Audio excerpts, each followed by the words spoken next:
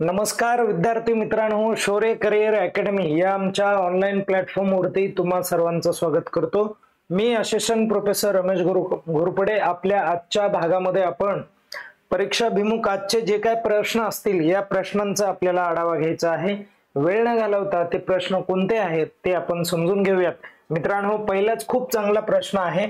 पहिला, बिमस्टेक पारंपरिक संगीत महोत्सव हा जो आहे, संगीत महोत्सव, पारंपरिक संगीत महोत्सव कधी आयोजित करण्यात आला? याला आपण ट्रेडिशनल म्युझिकल फेस्टिवल म्हणूयात। आणि हे फेस्टिवल कधी आयोजित करण्यात आलं तर 4 ऑगस्ट 2025 ला आयोजित करण्यात आलं। नवी दिल्ली या ठिकाणी आयोजित करण्यात आलेलं आहे। मित्रांनो, कुठे आयोजित करण्यात आलंय? आणि या कार्यक्रमाचं जे काय उद्घाटन आहे, हे उद्घाटन माननीय श्री परराष्ट्र मंत्री जे आपले आहेत एस जयशंकर, तर यांच्या माध्यमातून हे उद्घाटन करण्यात आलेलं आहे। ओके, आणि या कार्यक्रमाच्या माध्यमातून संगीताचं जे काय पारंपरिक महत्व आहे किंवा त्याचा जो काय ती जी काय कला आहे त्या कलेचं इथे प्रदर्शन घडलेलं तुम्हाला दिसून येईल।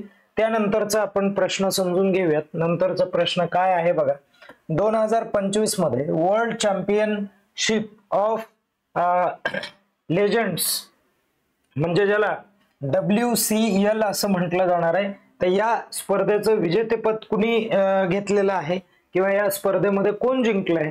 तर या स्पर्धेमध्ये विजय झालेला जे राष्ट्र आहे ते दक्षिण आफ्रिका आहे मित्रांनो। आणि पाकिस्तानला हरवलंय यांनी। कुणाला हरवलंय? पाकिस्तानला हरवलंय। आपली आपणही त्या स्पर्धेमध्ये होतो, परंतु आपल्याला पाकिस्तान बरोबर खेळायचं नव्हतं, म्हणून भारताने माघार घेतली आणि पाकिस्तान हा फायनल मध्ये गेला मित्रांनो। आणि फायनल मध्ये कुणासोबत त्याची लढती झाली तर दक्षिण आफ्रिकेबरोबर त्याची लढती झाली आणि दक्षिण आफ्रिकेने त्याचा पराभव केला पाकिस्तानचा, आणि पाकिस्तान इथं पराजित झाला। हे पण तुम्हाला लक्षात ठेवावं लागेल। परीक्षेमध्ये कुणाचा पराभव झालाय ते देखील विचारलं जातं आणि त्याचबरोबर कोण विजयी झालेलं आहे ते देखील विचारलं जाणार आहे। आता पुढे चला, ऑपरेशन आखाल नावाचं हे एक ऑपरेशन आहे आणि हे ऑपरेशन कोणत्या दिवशी सुरू झालेलं आहे ते सांगायचंय। दिवस कोणता होता, कोणत्या दिवशी ते चालू करण्यात आलेलं होतं? तर मित्रांनो, हे 1 ऑगस्ट 2025 ला सुरू करण्यात आलं होतं। तर काय झालं होतं माहितीये का की तुम्हाला सर्वांना माहिती असेल की जम्मू काश्मीर या एरियामध्ये या अगोदर पाठीमागे पहलगाम हल्ला झालेला होता आणि हा जो हल्ला आहे हा कुठेतरी खूप विघातक स्वरूपाचा आहे। या हल्ल्याला आपण कुठेतरी तोंड द्यायला पाहिजे या उद्देशाने इथे थोडक्यात विचार करण्यात आला। आणि पुढे काय करण्यात आलं तर त्या ठिकाणी जम्मू काश्मीर मध्ये तर दक्षिण काश्मीरचा जो काय दक्षिण भाग आहे, ठीक आहे, त्या भागामध्ये हे ऑपरेशन चालवण्यात आलं। ओके, कोहलगाम नावाचा तो जिल्हा आहे मित्रांनो, लक्षात राहू द्या। आता बघा, क्रिब नावाचा हा एक काय आहे, रक्तगट आहे, ठीक आहे, ज्याला आपण ब्लड ग्रुप असं म्हणूयात। नवीन आहे तो blood group, new blood group. या न्यू ब्लड ग्रुपचा शोध लागलाय मित्रांनो, ब्लड ग्रुप।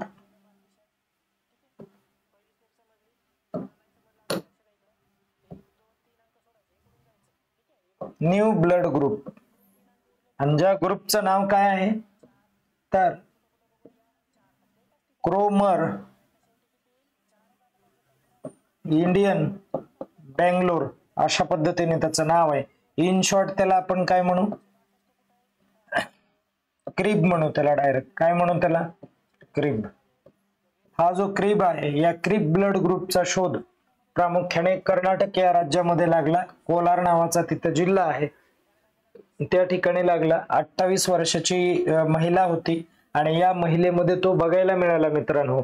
ओके, असे जे काय नवीन मानवी शरीरामधले जे काय वेगवेगळ्या स्वरूपाचे संशोधित घटक आहेत हे येणाऱ्या काळामध्ये निश्चितच पुढे येतील, कारण भरपूर बदल होणार आहे आणि प्रत्येक प्राण्यामध्ये जे काय इव्होल्युशन असतं ते हळूहळू चालू असतं। बघा, आलं लक्षात? आज आपण असे दिसतो, उद्या माहिती नाही की आपल्यामध्ये कशा स्वरूपाचा बदल होईल। की 2025 ला काय झालं बघा, यापासून युट्यूब हे जे आहे या युट्यूब वरती 16 वर्षाखालील वापरकर्त्यांवर बंदी कोणत्या देशाने घातलेली ते मला सांगायचं आहे. तर बघा, ही जी बंदी आहे ही बंदी यासाठी घातली की 16 वर्षाखालील जे काही मुलं आहेत ते खूप लहान आहेत आणि या सोशल मीडियाचा किंवा या ऑनलाईन प्रकाराचा मोठ्या प्रमाणावरती इथे गैरवापर होतो आणि हा गैरवापर मुलांचा शिक्षणापासून वंचित असलेला कल किंवा नको असलेलं शिक्षण किंवा मोबाईलचा जास्त वापर या सगळ्या गोष्टीमुळे हे मुलं कुठेतरी म्हणजे डायव्हर्टेड होऊ शकतात. हा विचार करून ऑस्ट्रेलिया नावाच्या या देशाने काय केलं तर युट्यूब हे जे आहे हे बॅन केलेलं आहे. त्यांनी टिकटॉक पण बॅन केलेलं होतं मित्रांनो,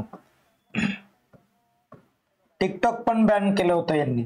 आणि त्यानंतर पुढे यांनी वेगवेगळ्या ट्विटर बॅन केलेलं आहे, त्यानंतर स्नॅपचॅट बॅन केलेलं आहे.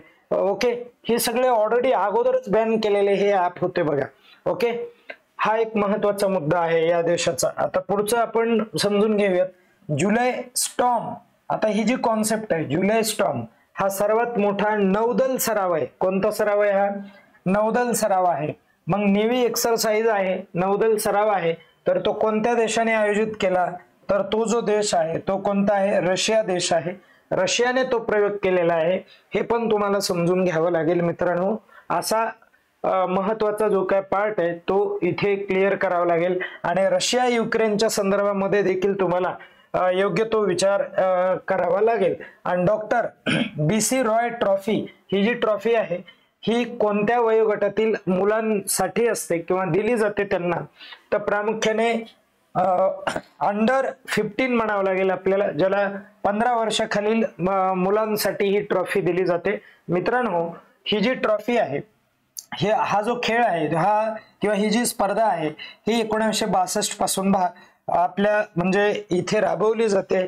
आणि या अगोदर हे जे वय होतं हे अगोदर 19 होतं बघा, अंडर 19. तर हे आता कमी केलं आणि हे 14 पासून कमी करून डायरेक्ट किती झालं हे वय? तर या वयोगटातील मुलांना प्रामुख्याने ही ट्रॉफी दिली जाते. ओके, लक्षात राहू द्या, महत्वाचा हा भाग आहे. त्यानंतर परत पुढे नंतर एक शेवटचा प्रश्न घेऊयात.